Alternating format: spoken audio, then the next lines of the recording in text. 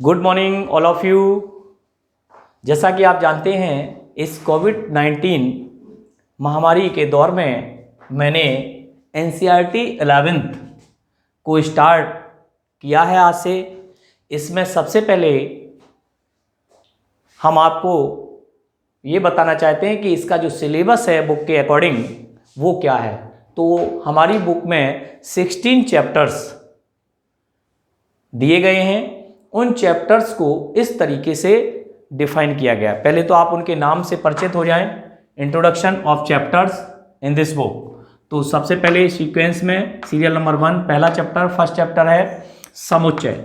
Hindi medium वाले भी समझेंगे क्योंकि राजस्थान के अंदर हिंदी मीडियम एनसीईआरटी शुरू हो रहा है और उसके साथ ही इंग्लिश मीडियम दोनों ही लोग समझें। समुच्चय, सेट्स, संबंध एवं फलन, रिलेशंस एंड फंक्शंस दूसरा चैप्टर है। तीसरा चैप्टर है त्रिकोणमितीय फलन, ट्रिगोनोमेट्रिक फंक्शंस।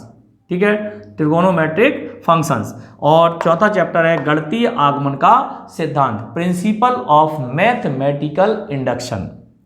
बात करेंगे पांचवें चैप्टर की सम्मिश्र संख्याएं और द्विघातीय समीकरण, complex numbers and quadratic equations. And 6th chapter है रैखिक असमीकाएं, linear inequalities. Next 7th chapter है क्रमचय और संचय, परम्यूटेशंस एंड कॉम्बिनेशंस। 8वां चैप्टर है द्विपद प्रमेय, बाइनोमियल थ्योरम।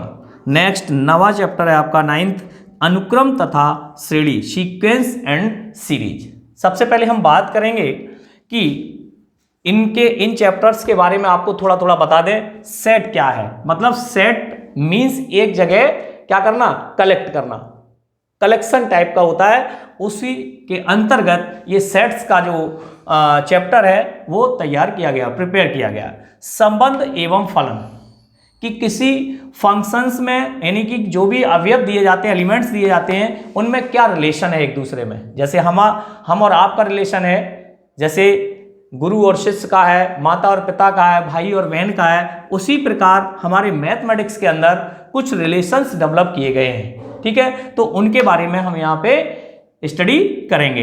एंड फंक्शंस और रिलेशन में काफी डिफरेंस होता है। जब हम रिलेशन पढ़ाएंगे तो उसके बाद में फंक्शंस अपने आप में एक पर्टिकुलर या स्पेशल फंक्शन कहा जा सकता है, अर्थात इसकी थ्योरी थोड़ी सी अलग रहती है। तो उसको आप पढ़ेंगे और सबसे इंपॉर्टेंट टॉपिक रहेगा ये, इसको आपको पढ़ना ही पड़ेगा। इसके बिना हमारा 12th के अंदर जो फंक्शंस का आता है प्रोग्राम, डिफरेंशियल कैलकुलस के अंदर जो हम 12th में पढ़ाते हैं, उसमें विशेष रूप से इसका वर्क रहता है। नेक्स्ट चैप्टर है त्रिकोणमितीय फलन, ट्रिगोनोमेट्रिक फंक्शंस। ट्रिगोनोमेट्रिक फंक्शंस की अगर हम बात करें तो यहाँ की क्लियरिटी आपको बता दूं कि ये चैप्टर आपने थोड़ा सा इंट्रोडक्टरी चैप्टर की बात कर लें प्रीवियस ईयर की, तो प्रीवियस ईयर के अंदर आपने ट्रिगोनोमेट्री पढ़ी हुई है। ठीक है, तो इस चैप्टर्स का लॉजिक आपको पता ही रहता है। टी रेशियो होते हैं, इसके साथ साथ आपको किस तरीके से उनका रेशियो साइड्स के द्वारा निकाला जाता है और Pythagoras and right angle triangle आदि का प्रयोग किया जाता है। तो using of this 10th class in this chapter आप यूज कर सकते हैं। बात करते हैं गणितीय आगमन का सिद्धांत, प्रिंसिपल ऑफ मैथमेटिकल इंडक्शन। इस चैप्टर के अंदर की अगर हम बात करें तो इसमें एक थ्योरी, एक प्रिंसिपल कार्य करता है जिसमें हमें किसी भी प्रॉपर रूप में जो हमें क्वेश्चंस दिए जाते हैं उसमें हमें एक तरीके से लास्ट में जाकर के उसको प्रूफ करना होता है। इस विधि के द्वारा इसको हम मैथमेटिकल इंडक्शन, 2 विधियां होती हैं वैसे तो, आगमन और निगमन, लेकिन हमारे यहाँ केवल इंडक्शन मेथड है। ठीक है, तो इंडक्शन मेथड में हम क्या करते हैं, n=1, n=k और n=k+1 देन प्रूफ। तो हम इसको इस तरीके से क्या करते हैं, इसको प्रूफ कर सकते हैं। तो उस चैप्टर के अंतर्गत जब हम आएंगे तो इसके अंदर की बात बताएंगे। नेक्स्ट आता है सम्मिश्र संख्याएं और द्विघातीय समीकरण, complex numbers and quadratic equation. आप इसके बारे में तो नहीं जानते हैं लेकिन इसके बारे में भली भांति जानते हैं। ये भी प्रीवियस ईयर का चैप्टर है, द्विघातीय समीकरण अर्थात क्वाड्रेटिक इक्वेशन। क्वाड्रेटिक इक्वेशन क्या होती है आप जानते हैं, ax² + bx + c, ax² + bx + c, यानी कि वेरिएबल की पावर यदि 2 है, क्या है 2, तो दैट इज क्वाड्रेटिक इक्वेशंस। तो क्वाड्रेटिक इक्वेशंस में हमने उनके जीरोज निकाले थे, वो रूट निकाले थे, वो सारी चीजें हमने सीखी हुई हैं, 9th में ही सीख जाते हैं। और इधर की बात करते हैं तो that is complex number. Complex number के अंतर्गत दो चीजें आती हैं। कॉम्प्लेक्स नंबर क्या होता है, ये इसमें रियल एंड इमेजनरी, आप जो नई चीज पढ़ेंगे इसके अंदर वो बात आएगी बच्चों इमेजनरी, ये नया शब्द होगा आपके लिए। तो इमेजनरी शब्द का जब यहां प्रयोग होता है तो दैट इज कॉम्प्लेक्स, ठीक है। Two types numbers of adding in this complex number, यानी कि जो दो नंबर्स उसमें ऐड किए जाते हैं that is real and imaginary. क्या, रियल प्लस इमेजनरी, इनसे मिलकर बनता है कॉम्प्लेक्स। कॉम्प्लेक्स का वैसे अर्थ होता है दोनों को जोड़ना, एक तरीके से जटिल करना, ठीक है।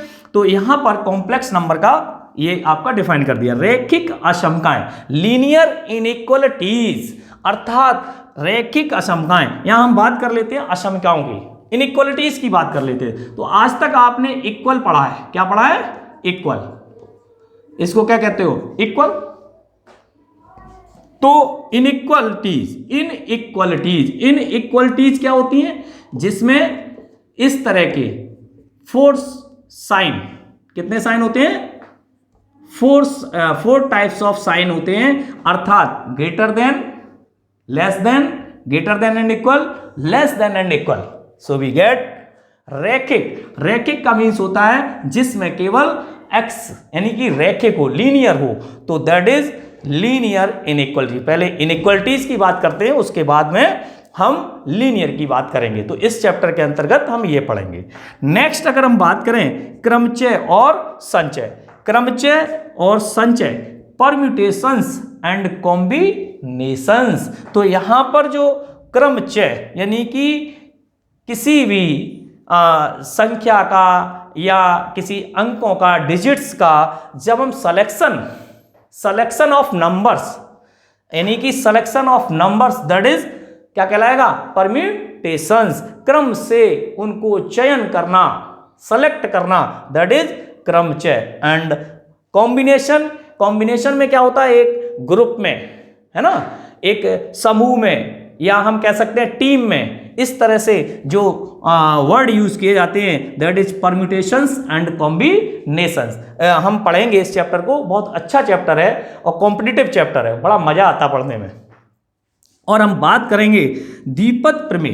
द्विपद प्रमेय क्या होती है, बाइनोमियल थ्योरम कहते हैं इसको इंग्लिश में। और बाइनोमियल थ्योरम के अंतर्गत इसमें हम बड़ी से बड़ी घात, हमने ए प्लस बी का होल स्क्वायर पढ़ा, ए प्लस बी पढ़ा, ए प्लस बी का होल क्यूब पढ़ा, ए प्लस बी की होल पावर 4 भी पढ़ लिया, मान लिया मैंने, ए प्लस बी की होल पावर 5 भी पढ़ लिया। और अगर हम कहते हैं ए प्लस बी की होल पावर 50 फाइंड कीजिए, तो find the value of A plus B की पावर 50।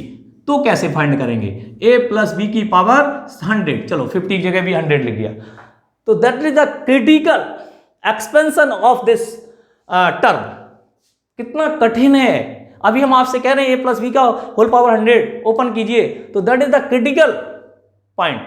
तो ऐसी स्थिति में हम किसका प्रयोग करते हैं, बाइनोमियल थ्योरम्स का। तो बाइनोमियल थ्योरम्स में चाहे वो पावर n क्यों ना हो, कितनी, n is equal to 1 2 3 and so on, we get this using binomial theorem and solving the part of this a plus b whole power 100। Next बात करते हैं अनुक्रम तथा श्रेणी, सीक्वेंस एंड सीरीज। नेक्स्ट अगर हम बात करें अनुक्रम तथा श्रेणी, सीक्वेंस एंड सीरीज, तो सीक्वेंस दुनिया जानती है, आपसे रोज कहते हैं हम, डेली की भाषा में यूज किया जाता है कि सीक्वेंस में बैठ जाओ। क्लास में जब आप जाते होंगे सर कहते होंगे सीक्वेंस में खड़े हो जाओ, सीक्वेंस में ऐसा कर लो, सीक्वेंस में ऐसा कर लो। तो क्रमबद्धता ही सीक्वेंस कहलाती है। और यहाँ पर दोनों में थोड़ा सा डिफरेंस रहता है। श्रेणी में हम क्या करते हैं, वो ऐड होकर के और उसका हम श्रेणी बनाते जाते हैं, इसी को हम सीक्वेंस एंड सीरीज जानते हैं। Now start. अब आप देखेंगे 10th चैप्टर है सरल रेखाएं, स्ट्रेट लाइंस। इसमें क्या होता है, स्ट्रेट लाइंस क्या होती है, जो स्ट्रेट लाइंस का जनरल इक्वेशन है ax plus b y plus c is equal to 0। तो that is the equation of general equation of straight lines ax plus by plus c, जितनी भी हमारी स्ट्रेट लाइंस हैं वो इसी फॉर्म में हमेशा प्राप्त होंगी और इस पर बहुत सारे 2 points of lines, 1 point of line, इस तरीके से बहुत सारे क्वेश्चंस बनते हैं। शंकु परिच्छेद, very very most important part 11th के अंदर, ये भी और ये भी, ये आपका शंकु परिच्छेद कॉनिक सेक्शन कहलाता है और कॉनिक सेक्शन के अंतर्गत यहां पर बहुत सारी चीजें हम पढ़ने को मिलेंगी। तो यहां पर एक तरीके से हम पैराबोला पढ़ते हैं, ठीक है, एलिप्स पढ़ते हैं, एलिप्स एंड सर्कल और हाइपरबोला, ठीक है, हाइपरबोला, ये 4 प्रकार के टाइप्स पढ़ेंगे कॉनिक सेक्शन के अंदर। Parabola, ellipse, circle and hyperbola. Parabola को परवलय कहते हैं, एलिप्स को दीर्घवृत्त कहते हैं और सर्कल को वृत्त कहते हैं और हाइपरबोला को अति परवलय कहते हैं, ठीक है। ये 4 पोर्शन हम इसके अंतर्गत पढ़ेंगे। नेक्स्ट आता है 12th चैप्टर का नाम है त्रिविमीय ज्यामिति का परिचय, इंट्रोडक्शन ऑफ 3 डायमेंशनल ज्योमेट्री, आप शॉर्ट में बोल सकते हैं 3D ज्योमेट्री, ठीक है। 3D जिसको आप देखते हो ये कॉर्नर्स है, जैसे ही हमने देखा एक मेज का कोना है तो दैट इज 3D। जो भी है, ये डस्टर है, ये डस्टर में देख रहे हैं आप, ये एक इधर और एक नीचे, ये हाइट नहीं ली जाती है। अब तक जो आपने 10th क्लास में पढ़ा है वो क्या पढ़ी, 2D, क्या पढ़ी, 2D, जिसमें केवल आपने क्या पढ़ा, x और y। अब आप यहां पर एक और पढ़ेंगे, x, y and z, that is origin. तो यहां पर x axis and y axis and z axis, that is 3D। तो इस तरीके से डस्टर है, मेज है, छत का कोना है, ये सभी क्या बनाते हैं, 3D। पंखा है, बल्ब है, लट्टू लटका हुआ है, तो ये सब क्या है, 3D बनाते हैं। तो यहां पर हम 3D का भी अध्ययन करेंगे। नेक्स्ट बात करते हैं सीमा और अवकलज। ये बहुत ही very very very very most important, जितना कहें उतना कम है। पूछो क्यों? क्योंकि ये आपका 12th क्लास के अंदर 38 मार्क्स का हो जाता है। कितने मार्क्स का हो जाता है? 38 मार्क्स। और यहाँ से स्टार्टिंग होकर के वहाँ पे जब हम पढ़ते हैं तो एक बहुत बड़ा पोर्शन बन जाता है जिसको हम डिफरेंशियल कैलकुलस के नाम से जानते हैं, अवकल गणित के नाम से जानते हैं। तो इसको पढ़ना बहुत आवश्यक हो जाता है ना। तो आप देखेंगे हर चीज पढ़ाई जाएगी अगर आप सही से देखेंगे इसको। सीमा और अवकलन, लिमिट्स एंड डेरिवेटिव्स, ये अपने आप में एक बड़ी चीज है। जैसा कि मैंने बताया, अब डेरिवेटिव्स में जैसे हम आपको बता दें डिफरेंशिएशन अवकलन बोलते हैं, तो इसमें अवकलज किए जाते हैं, फलनों के अवकलज। मतलब किसी राशि, कोई जो क्वांटिटी है वो किसी के रेस्पेक्ट में क्या होती है, चेंज हो जाती है, उसमें कितना परिवर्तन हुआ, कैसे हुआ, क्यों हुआ, ये सारी बातें इसमें की जाती हैं। That is the differential calculus. ठीक है। नेक्स्ट आता है गणितीय विवेचन, mathematical reasoning. Mathematical reasoning, reasoning का नाम तो आपने सुना ही रखा होगा। तो रीजनिंग के अंतर्गत यहाँ मैथमेटिक्स टाइप की रीजनिंग होती है कि उसने ये कहा, उसने ये कहा, उसने इस तरीके से, राम सुवन का है ये, है ना, ब्लड रिलेशन, बहुत सारी रीजनिंग्स इसके अंदर आएंगी। तो आपको चैप्टर के अंदर भी सिखाया जाएगा। नेक्स्ट आता है सांख्यिकी। इससे आप प्रीवियस ईयर में परिचित हैं, इंट्रोडक्शन है आपके साथ। इसमें सांख्यिकी, स्टैटिस्टिक्स, क्या है, स्टैटिस्टिक्स, जिसमें आपने 3 आपने जो मापे होती है, मीन, मीडियन एंड मोड, ये आप पढ़ चुके हैं 11th क्लास के अंतर्गत। इसके अंदर MD, SD एंड QD, ठीक है, mean deviation, standard deviation and quartile deviation, ये आप सारी चीजें इसके अंतर्गत और पढ़ेंगे। और मतलब इसमें क्या होता है, किसके सापेक्ष, मीन, किसके सापेक्ष, मीन के रेस्पेक्ट में, और ये भी मीडियन के रेस्पेक्ट में और मोड के रेस्पेक्ट में, और SD और QD। तो ये बहुत सारी चीजें हम स्टैटिस्टिक्स के अंदर पढ़ेंगे। इनका तो बहुत मामूली सा काम है, बिना इनके काम नहीं चलेगा। आपने जो 10th क्लास में पढ़ रखा है, mean, median and mode, very most important topic in this chapter, है ना। जब हम इसके अंदर पढ़ेंगे तो MD, QD और SD पढ़ेंगे, तो इसमें इसका मर्ज हो जाएगा और इसके सहायता से, हेल्प से ही हम इसको सॉल्व कर पाएंगे। तो इसलिए आपको जानना आवश्यक है। नेक्स्ट बात करते हैं प्रोबेबिलिटी। आपने 10th क्लास के अंदर जो प्रोबेबिलिटी पढ़ी हुई है, प्रोबेबिलिटी आपने थोड़ा बहुत तो सीखा ही हुआ है, बेसिक नॉलेज तो आपने पढ़ा ही, कंसेप्ट पढ़ा हुआ है, तो इसका बेसिक नॉलेज क्या होता है सबको पता है। तो probability of E is equal to number of E upon number of S, where number of S does not equal 0। That is the basic concept of probability. सबसे ओल्डेस्ट फॉर्मूला है किसी भी इवेंट की जो प्रोबेबिलिटी है वो उस event का number and total numbers of event means that is the probability of events. इसको हम कहते हैं किसी भी घटना की प्रायिकता फाइंड करना। तो किसी भी घटना की प्रायिकता उस घटना के अनुकूल परिणाम एंड घटना के कुल संभव परिणाम, दैट इज प्रोबेबिलिटी। तो इसके अंतर्गत हम यहां पर यह सीखेंगे कि सैंपल स्पेस क्या होते हैं, सैंपल क्या होते हैं, कैसे उनके सैंपल पॉइंट क्या होते हैं, उसके अंदर हम बहुत सारी कम से कम 20 से 25 डेफिनेशन इसके अंदर पढ़ते हैं। तो that is the verify in this 16 chapter and you known, आप समझ गए होंगे कि मैं क्या कहना चाहता हूं कि आपने इन 16 चैप्टर्स के बारे में जो सीखा है, अभी अभी मैंने इनके वर्णन किए हैं, डिस्क्रिप्शन किया है, वो आपके दिमाग में मैंने बैठाने का प्रयास किया है। धीरे धीरे आपको चैप्टर्स स्टार्ट करा देंगे, स्टार्टअप हो जाएगा तो आपके सब कुछ समझ में आने लगेगा। तो मैं ये चाहता हूं कि जब हम अगला लेक्चर स्टार्ट करें तो मैं ये चाहता हूं कि आपको, क्योंकि अगर हम नया चैप्टर स्टार्ट करेंगे तो आपको थोड़ा सा कम समझ में आएगा, तो मेरी कोशिश यही रहेगी क्या कि हम आपको पीछे जो प्रीवियस ईयर में आप पढ़ के आए हैं और प्रीवियस ईयर में जो आप पढ़ के आए उससे कनेक्ट कर दिया जाए। तो सबसे पहला जो चैप्टर था हमारा था सेट्स, समुच्चय, इसके बारे में नहीं पढ़ा। दूसरा चैप्टर रिलेशंस एंड फंक्शंस, ये भी हमने नहीं पढ़ा 10th क्लास के। लेकिन तीसरा थर्ड चैप्टर की बात करें तो त्रिकोणमितीय फलन या ट्रिगोनोमेट्रिक फंक्शंस, बहुत बड़ा चैप्टर है, उसको भी उसके बिना कुछ नहीं हो सकता है, स्ट्रॉन्ग चैप्टर है। तो वहीं से हमें लग रहा है स्टार्ट करना चाहिए, स्टार्टअप होना चाहिए, और आप भी उसको पढ़ के थोड़ा सा फीलिंग्स अच्छी आएंगी। क्यों? क्योंकि आपने 10th क्लास में कितने टी रेशियो पढ़े हुए हैं, कितने टी रेशियो होते हैं 6, कितने टी रेशियो होते हैं, टी रेशियो जानते हैं ना, ट्रिगोनोमेट्रिक रेशियोज, त्रिकोणमितीय अनुपात, that is sine theta, cos theta, tan theta, cot theta, sec theta and cosec theta, this is T ratios. इनको हम टी रेशियोज के नाम से जानते हैं। अब हम कैसे रेशियोज फाइंड करते थे, कैसे हम एक राइट एंगल ट्रायंगल की बात करते थे, कैसे हम पाइथागोरस प्रमेय का यूज करते थे, और उसके अंदर यदि हमें उसकी वन साइड, मान लीजिए हमें परपेंडिकुलर फाइंड करना हो तो हम कैसे फाइंड करते थे, ये हमारा परपेंडिकुलर हो जाता, ये हाइपोटेनियस हो जाता और ये हमारा बेस हो जाता। That is the angle of theta, that is 90 degree, this is right angle triangle, ठीक है ना।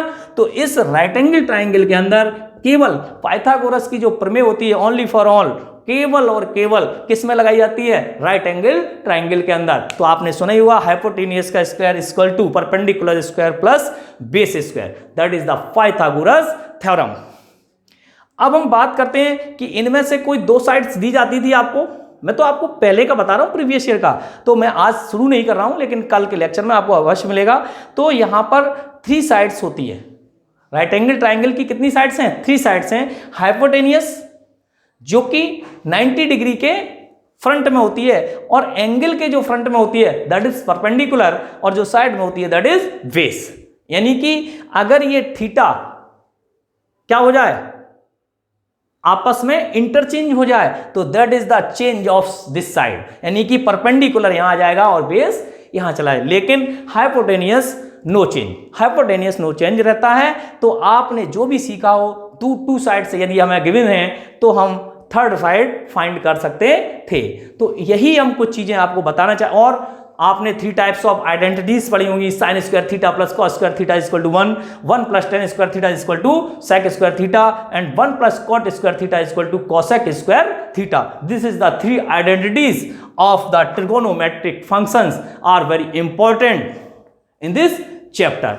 तो मेरा सभी लोगों से एक ही कहना है कि हम जो चैप्टर स्टार्ट करेंगे कल, वो आप मानसिक रूप से तैयार हो जाएं, आपके अंदर फीलिंग्स आ जाएं। That is the chapter number 3 trigonometric functions. तो कल के लेक्चर में हम पुनः मिलेंगे आपको, तब तक के लिए ओके, थैंक यू।